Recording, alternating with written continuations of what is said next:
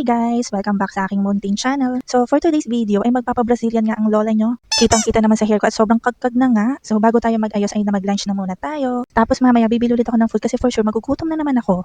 Papunta na nga ako at ito'y nagmamaalam na ako sa aking long hair. Okay lang yan no, kaysa naman magmukha kang bruha. At ito na nga, nakaupo na ako sa trono at sisimulan na nga ang aking hair. Nilalagyan na nga niya yung unahan ng hair color para naman ma-absorb agad. Ang pinagawa ko nga pala sa aking hair ay Brazilian with color. Matagal na panahon kasi ay puro ribbon ang ginagawa namin sa hair namin. Sa una nga lang talaga siya maganda, then pag tumubo na nga yung mga bagong hair talaga hindi mo na magugustuhan. Paano ba naman? Kulot, tas biglang bagsak, diba? Ay ewan. Kaya naman ay nag-switch na nga kami sa Brazilian. Tama naman talaga si Ate Sexy Ganda na dapat talaga treatment ang ilalagay mo sa hair mo. At kailangan din na i-maintain mo every 2 months to 3 months. 3 months sa akin kasi baka wala pa akong budget ng 2 months na yan. Dahil nga sa haba ng hair ko ay pinakat ko na nga siya na hanggang bra level. At sa length na yan ay worth 2,500 with color na. Pinupulido na nga ni ate ang paglagay ng gamot para naman pantay sila. After nga malagyan ni ate ang buong hair ko ay papahinga lang ng ilang minutes bago banlawan. And from this day on, Brazilian na talaga ipapagawa namin sa hair namin. Kayo din mga mima para naman laging healthy ang hair. Kasama na sa maintenance yan ng mga girl lalo, diba? Lalo na ang mga working moms dyan. Sa opisina man yan o sa bahay. So alam nyo na mga mister, dapat ang asawa nyo lagi nyo bigyan ng budget niyan pang reban. Ay hindi, pang Brazilian pala. Imbis na pang scatter, pang Brazilian na lang. Charot! コンビニの前コーヒー片手ウインクしちゃったまたやっちゃったおしゃれなパンダのパンツ姿ビジネスマンも驚くね今日はハッピーネス After an hour nga ay babanlawan na nga ang aking hair. Isa-shampoo and conditioner na nga para mawala ang excess na gamot.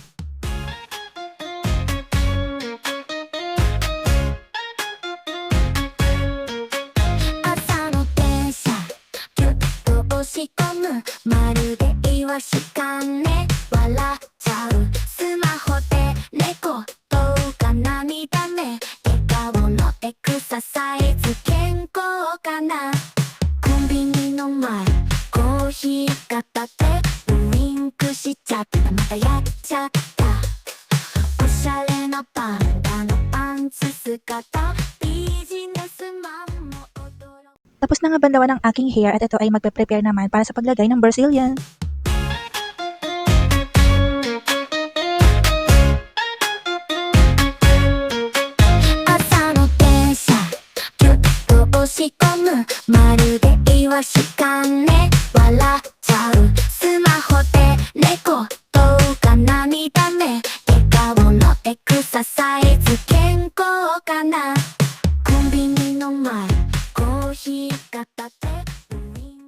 Pinatuyo na nga muna ang ating hair bago tayo lagyan ng Brazilian. Eto nga ay masusubok na naman ang braso ng ating girl lalo sa paglalagay ng treatment. Ramdam ko ang ngaray mo ate ko.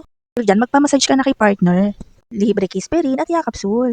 Natapos na nga ni ate girl ganda ang aking buong hair na lagyan ng Brazilian. After nga lang ng ilang minutes ay kanya nang binlower ang buhok ko. Patutuyuin nga ulit ang Brazilian sa buhok at after nga nito ay paplansyahin na.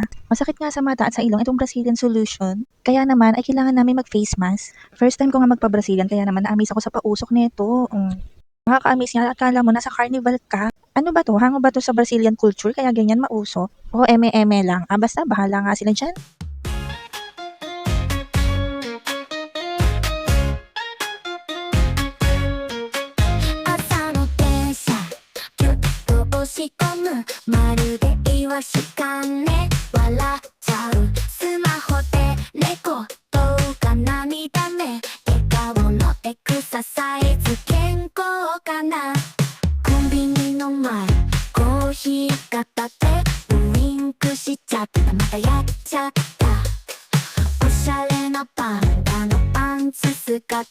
Biジネスマンも驚くね